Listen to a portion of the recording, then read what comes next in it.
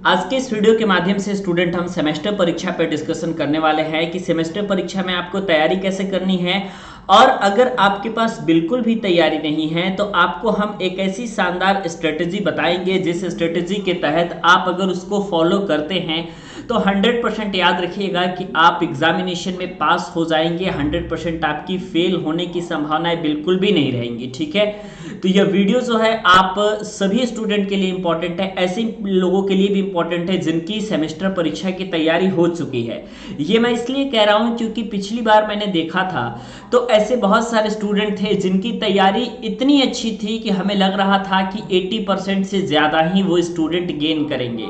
और मैंने पहले ही प्रिडिक्ट कर दिया था कि ये ऐसे स्टूडेंट हैं जो कि मुझे लगता है 80% ये गेन कर लेंगे, लेकिन हुआ बिल्कुल उल्टा ही। 60%, 65%, 62% पे वो स्टूडेंट का मार्क्स रह गए और उन्होंने मार्क्स को गेन नहीं कर पाए, जबकि उनकी तैयारी बहुत अच्छी थी। ठीक है, तो सबसे पहली बात तो आप ये ध्यान रखिएगा कि जो किताब में उत्तर लिखा रहता है, चाहे आप किसी भी किताब के उत्तर को पढ़ते हैं, तो जो किताब में उत्तर लिखा रहता है आप उस उत्तर को बिल्कुल हूबहू ना लिखें, है ना। कई सारे लोग होते हैं जो किताब के उत्तर को रट के जाते हैं और एग्जामिनेशन में इंपॉर्टेंट क्वेश्चंस तो मिल ही जाते हैं। मैंने भी अपने चैनल पे लगभग सभी सब्जेक्ट के इंपॉर्टेंट क्वेश्चंस तो दे ही दिए हैं, तो आप उन इंपॉर्टेंट क्वेश्चंस को किताब से मिला करके रट करके जाते हैं और आप बिल्कुल हूबहू लिख देते हैं। ठीक है, इससे आपका क्या होता है कि अगर आप किताब के हूबहू उत्तर को लिखेंगे तो आपको नंबर नहीं मिलेगा 100%, भले आपने कितना भी सही उस उत्तर को क्यों न लिखा हो, है ना।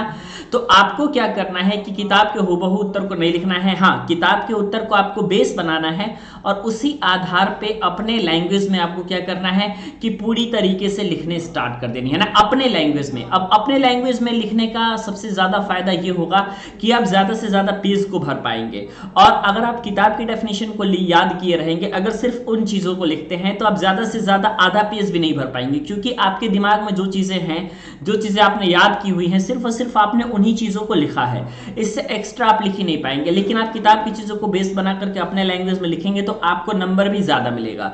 पिछली बार भी नंबर इसीलिए कटा था, कई सारे लोग एकदम हूबहू उत्तर को लिख लेते हैं। तो अपने लैंग्वेज में लिखिए और इसके साथ ही साथ ज्यादा लिखने का प्रयास करिए। ठीक है, इसके साथ ही साथ मैं आपको बताता हूं कि आपको कोशिश करिए कि हर पेपर में, अगर वो मैथमेटिक्स का पेपर नहीं है तो मैथमेटिक्स के पेपर को छुड़ा करके अगर हम बात करें तो लगभग जितने सारे पेपर हैं उनमें आप कोशिश करिए कि एटलीस्ट आपका 5 या 6 डायग्राम आपके पास हो पूरी कॉपी में।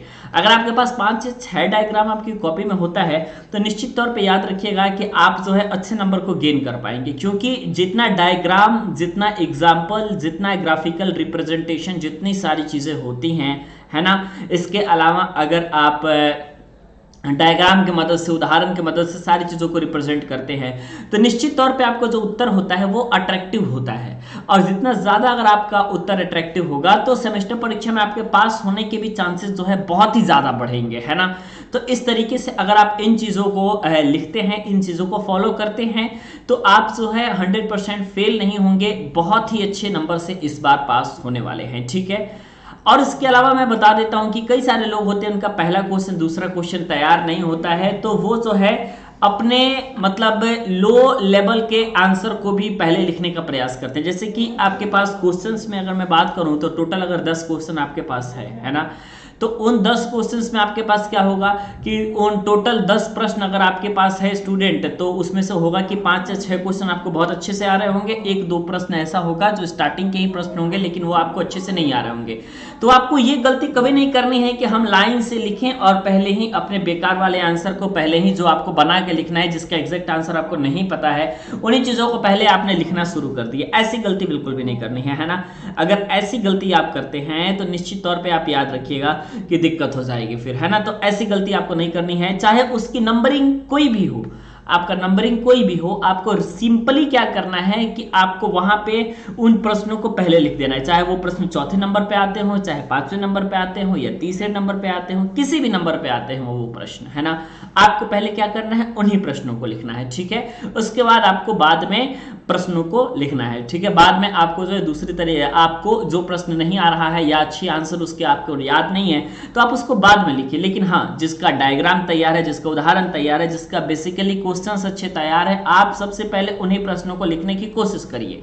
इन्हीं सारी स्ट्रेटेजी को अगर आप अपनाएंगे ना, तब जाकर के आपका नंबर मिलेगा, है ना। और इसके अलावा इन सारी स्ट्रेटेजी को अगर आप नहीं अपनाएंगे तो फिर वही आपके पास दिक्कत हो जाएगी, जो कि अभी भी दिक्कत चल रही है कि सेमेस्टर परीक्षा की तैयारी अच्छी नहीं हुई है ना। पिछले 5 साल के पेपर पे जोड़ दीजिए। Important questions by Pandey ji technical 2.0 लिखना आप भूल जाते हैं, टेलीग्राम चैनल को ज्वाइन नहीं करते हैं, जिसके कारण आप लोग को प्रॉब्लम होनी पड़ती है। ठीक है, तो सभी चीजों का सॉल्यूशन करते हैं, देखते हैं। ठीक है, इंपॉर्टेंट क्वेश्चन किसी भी सब्जेक्ट का हो, लास्ट में बाय पांडे जी टेक्निकल 2.0 लिखना ना भूलें। अगर आप नहीं लिखते हैं तो ही जाकर के समस्या होगी, आपको अच्छे वीडियोस नहीं मिल पाएंगे। धन्यवाद।